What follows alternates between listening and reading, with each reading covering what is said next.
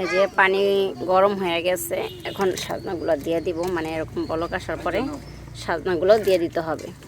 সাজনাগুলো দিয়ে বেশিক্ষণ রাখবো না, একটা বলক আনবো, দেন সাজনাগুলো ঠান্ডা পানির মধ্যে দিয়ে দিব, দিয়ে আমরা পলি করে ধুয়ে দিব। তো আপনাদের পুরো প্রসেসটাই আমি দেখাবো। সাজনাগুলো দিয়ে দিচ্ছি, আগে দিয়ে নিই। আমি যেভাবে করতেছি ঠিক আপনারা এভাবে করবেন, দেখবেন আপনার এটাও পারফেক্ট হবে। আম্মু একটু পানি নিয়ে আসো তো পাখি। এটা আমাদের গাছের সাজনা। এরকম করে লাড়াচাড়ার উপরে রাখবেন যাতে নিচের ডিশ সিদ্ধ হয়ে যায়, উপরটি কাঁচা থাকে, এরকম যাতে না থাকে। এই জন্য নিচের উপরের গুলা নাড়া দিয়ে মিলে দিতে হবে। আমার পানি গরম হয়ে গেছে, দেখেন বলক হয়ে আসতেছে। এখন আমি নামিয়ে ফেলবো। আমি এতক্ষণ নাড়াচাড়াই দিচ্ছি, দেওয়ার পরে পানিটা আমার বলক আসতেছে, আসলেই আমি সাজনাগুলো নামিয়ে ফেলবো।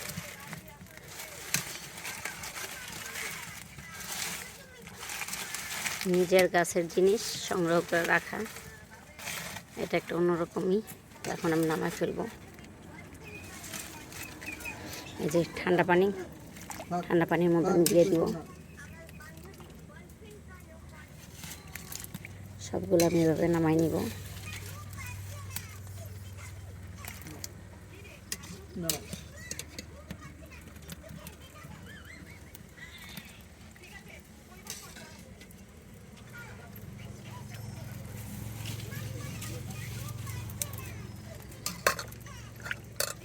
এগুলো আমার ঠান্ডাই পর আমি এইগুলো আবার দিয়ে দিব।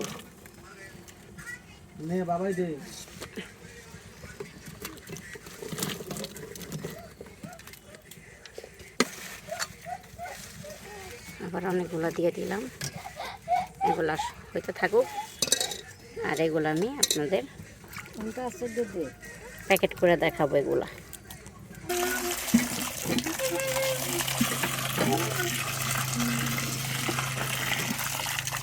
আমি আরও পানি দিয়ে ধুয়ে ঠান্ডা করে নিলাম। দেখেন আমার সাজনাগুলো কিন্তু বেশি রান্না হয়নি। এটা এখন আপনার এখন খাওয়া যাবে না, এখন পুরো ঠান্ডা হয়ে গেছে। এটাই আমি আরেকটা ধোয়া দিব, পানিটা ফালাইয়া আরেকটা ধোয়া দিলে পুরো একটা ঠান্ডা হয়ে যাবে, তখন আমি সংগ্রহ করব।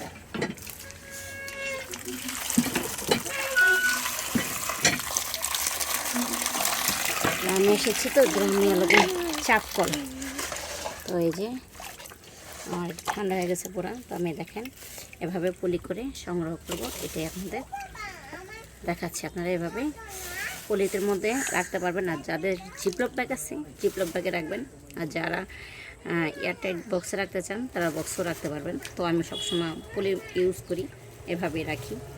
তো আমি যেভাবে রাখি এভাবে আপনাদের সাথে শেয়ার করতেছি। তো এটা একটা পলি করে রাখলাম, আর যেগুলো দিলাম ওইটা আরেকটা পলি করে রাখবো। তো এভাবে আপনারা লতিটাও সংগ্রহ করে রাখতে পারেন। আমি তো লতির ভিডিও দিয়েছি আমার ইউটিউব চ্যানেলে।